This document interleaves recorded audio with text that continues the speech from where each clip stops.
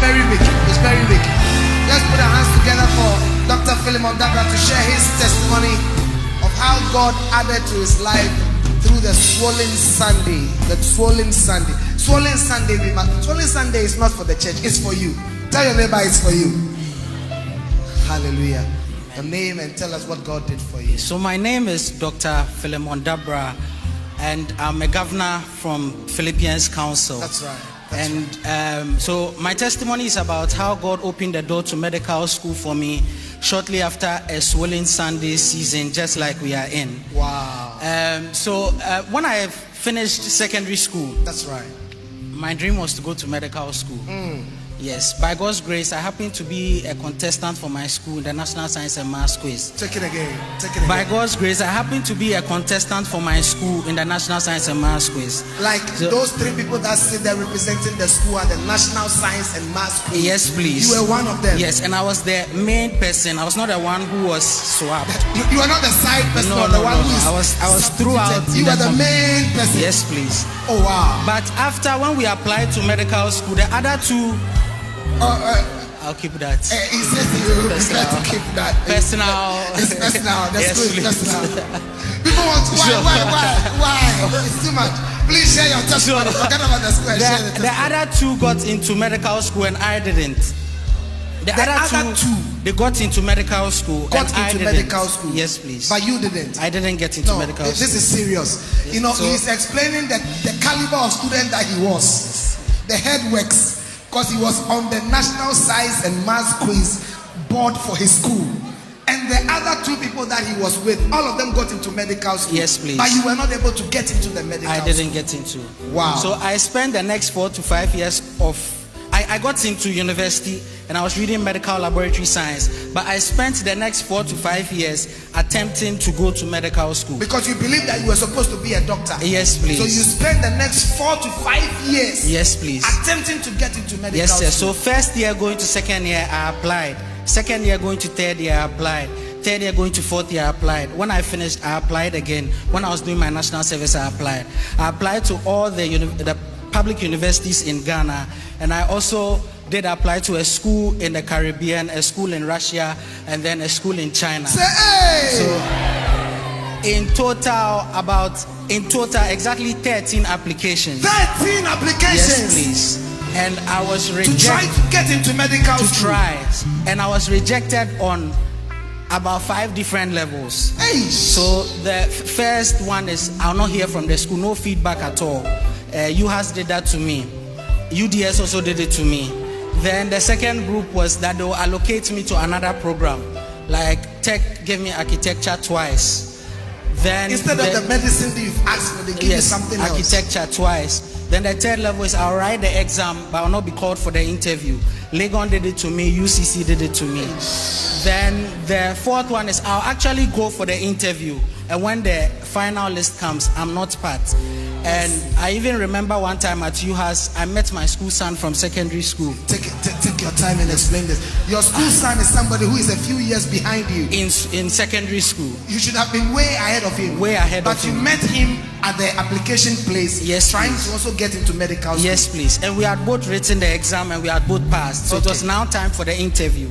So as a bigger brother, I decided to walk him through how to go about and you had answering gone the for questions. So many of the interviews that now you became an expert. You were giving him coaching on how to go through the interview. Yes, please. That you must look at this, you must look at that. And when we went and then the results came, he got in and I didn't. Hey! Somebody say, hey! If I was alone with you, I would have said the people following you are wearing kaboo. Hey! This is serious. Very serious, sir. He got in and he you got didn't. in. Yes, please. So what happened? What happened? I think I'd gotten to a point. I mean, after 13 failed attempts, I began to feel that maybe it wasn't God's will, and that maybe it's redirection to other places.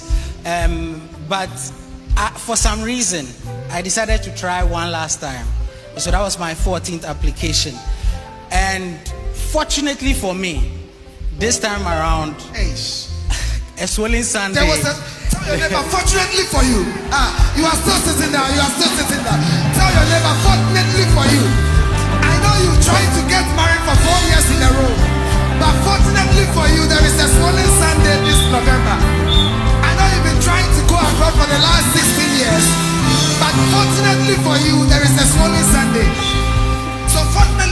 Unfortunately for by me, the 14th application, yes, please, there was a swollen Sunday announced in church. My God. And at that time, My God. it was supposed to be the mother of swollen Sundays. At that time. Okay.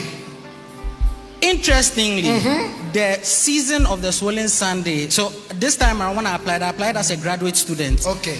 And you don't just go and write the exam. They camp you guys for 3 weeks, walk you through what they'll be asking in the exam, which changes every year. So this year they may add logic, and next year decide that it will be molecular biology. Okay. So it's not fixed. So every year they organize a 2 to 3 week course for you. Which you have to be there. You have to be there. After which you write the exam. Then now you go for the interview. They say it's not compulsory, but everyone knows that it is compulsory to be there. Okay. But fortunately for me, I couldn't go because it was the time of the swollen Sunday. Yes, please. Wow. So that was Jesus in 2019. And I don't know why, but just like our brother said earlier, there was also a form for us to fill. And when I was filling my covenant form, for me, I think I had gotten to a place where I felt that maybe it wasn't God's will. So I asked that God's will concerning my academic work and my profession You're not even be done. bold enough to ask I was clearly. not, no. Oh, and that's what I wrote, and then I brought it. And for some reason, there was excitement. I was interested in what was going on. I participated fully. There was this energy following and sometimes I didn't know what to do, but by just obeying what we had been told to do. Wake up and pray. Invite as many people as you can. So how many people did you bring for that swollen Sunday? That swollen Sunday, by God's grace, I brought 127 people to church. Yes, please. Say, hey!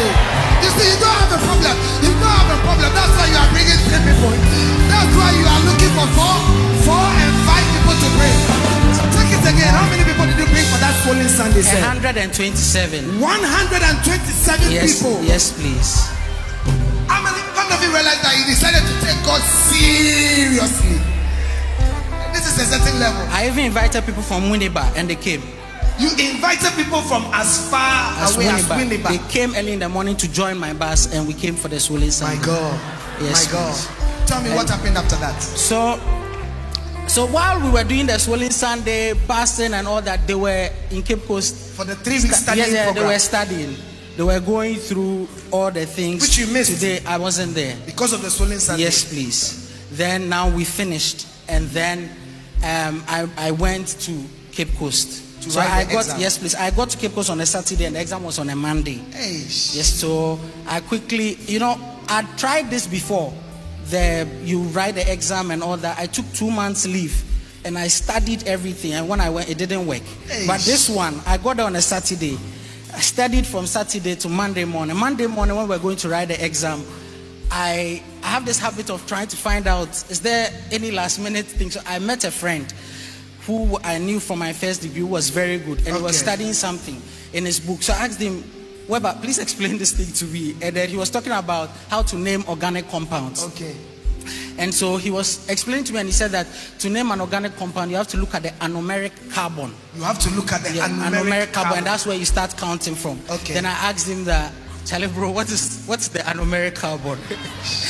And then the guy told me later when we were in school that when I asked him that question, he said in his mind, there's no way that I'm going to get this. There's no way I'll pass the exam. You don't know I don't know what the anomeric carbon. There's no way that.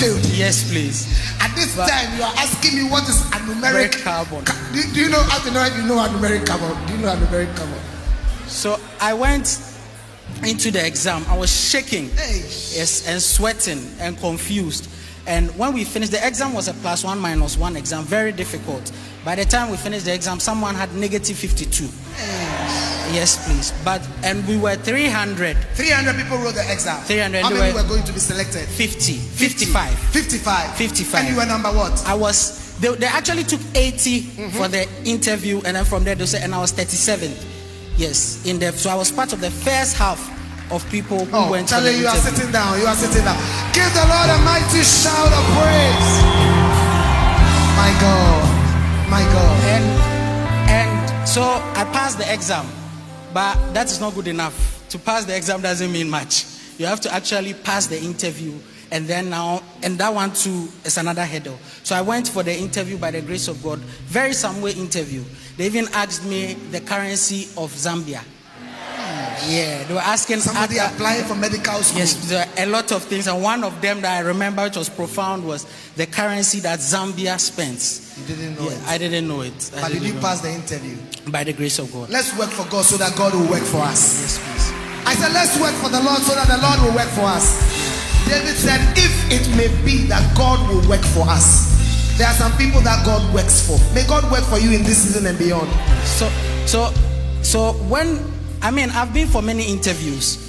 So when I was coming back, I was even wondering that will this be any different? And you were able to pass by the grace of God. Yes, please. Now, and after passing, you needed them. You needed to come up. So they gave me fees. the admission. But then it was with a condition that in a week, in 8 days, you should have paid the fees. Okay. The equivalent at the time was about $6,000, and I had to cough it up in 8 days. And supernaturally, God raised up 4 people who called me, given varying amounts, but it exacted to the same amount that I needed to pay for my fees. Yes, that was it. A few days later, someone called me to apologize that I'm sorry I could not be part of the fees. What is left?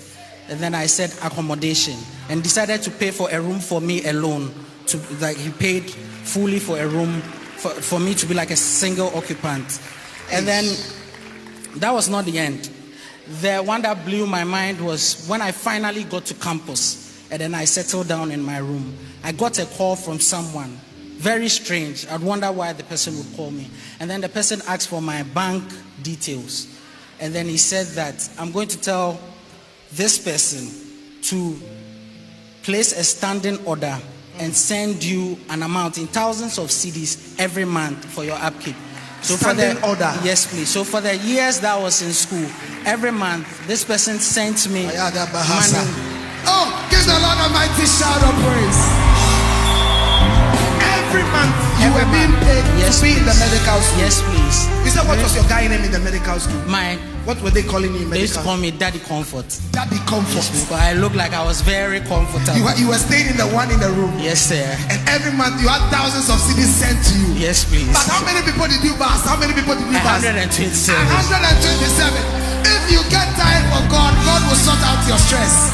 Christianity is an exchange of burdens. Philemon, what do you have to say before we wrap up? All I have to say is that, like Bijosh told us, that Christianity is indeed an exchange of burdens, and that and I can agree with you that maybe throughout the year you've not had the chance to exchange burdens with God, but in this season it's a great opportunity to be part of those who lay down their burdens and take up the burden of bringing people to church, bringing people to hear the gospel of Jesus Christ. And I believe that when we indeed take up his burdens, that's right, Jesus will also take up our burdens and help us. So let's all get involved in the Swollen Sunday to be a blessing. Give the Lord a mighty shout of praise. Oh, celebrate the Lord. Celebrate the Lord. You are the next person to receive a testimony. If you believe it, shout aloud, amen.